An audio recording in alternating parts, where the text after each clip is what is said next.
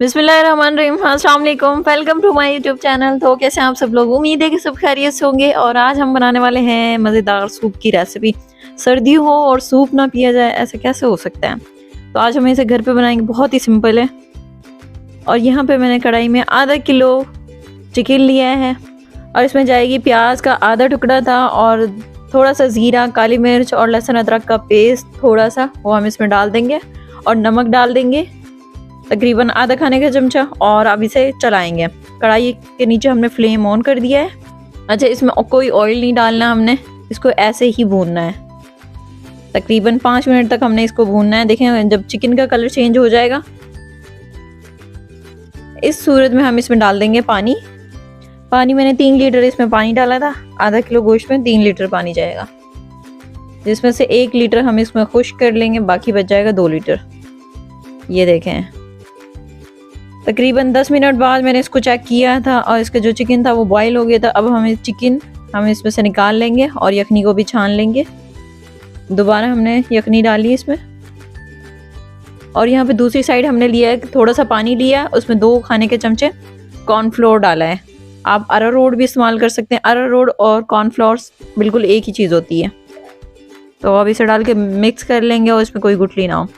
और यहाँ हमने यखनी के नीचे दोबारा से फ्लेम ऑन कर दिया था। और यहाँ पे थोड़ी सी काली मिर्च जाएगी और इसमें चाइनीज़ नमक डालेंगे हम, अजीनोमोटो भी जिसे कहते हैं।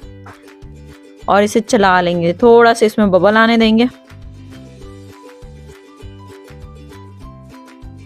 ये देखें, इस सूरत में अब हम इसमें अंडे डालेंगे। 2 अदद मैंने अंडे लिए था और उनको फेंट लिया था। फ़ौरन से आपने इसमें चमचा चलाना है, क्योंकि हमें ज़्यादा बड़े पीस नहीं चाहिए इसके।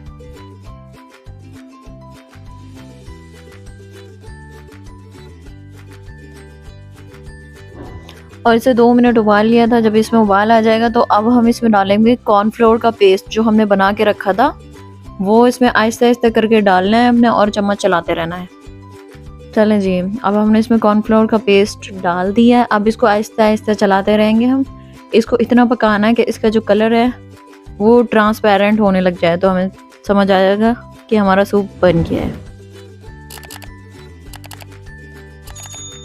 और ये आहिस्ता आहिस्ता ट्रांसपेरेंट होने लगेगा। ये देखें, थोड़ा सा इसमें उबाल आ देंगे एक। तो अब हम इसका फ्लेम कर देंगे लो। और यह हमने चिकन को श्रेड करके रखा था वो डाल देंगे।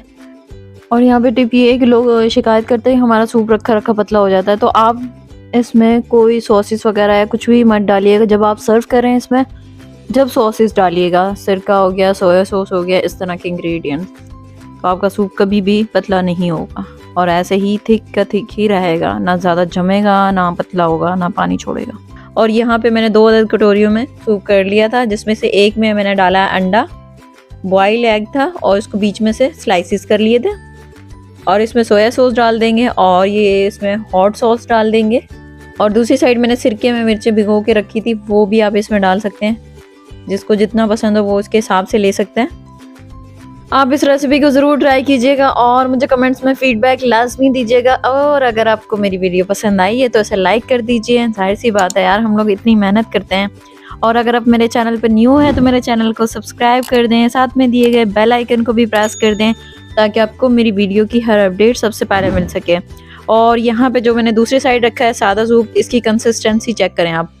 और ये सॉसेस वाला है। हाँ जी, तो आप इसे ज़रूर ट्राई कीजिएगा। और ये मैं आपको इसकी कंसिस्टेंसी चेक करवाती हूँ। ये देखें, इस तरह से बहुत ही मज़े का बना था और बहुत ही सिंपल है, बहुत ही इजीली बन जाएगा। आपको कोई इंग्रेडिएंट बाहर से लाने की ज़रूरत नहीं पड़ेगी। Thanks for watching. अल्लाह हाफिज़।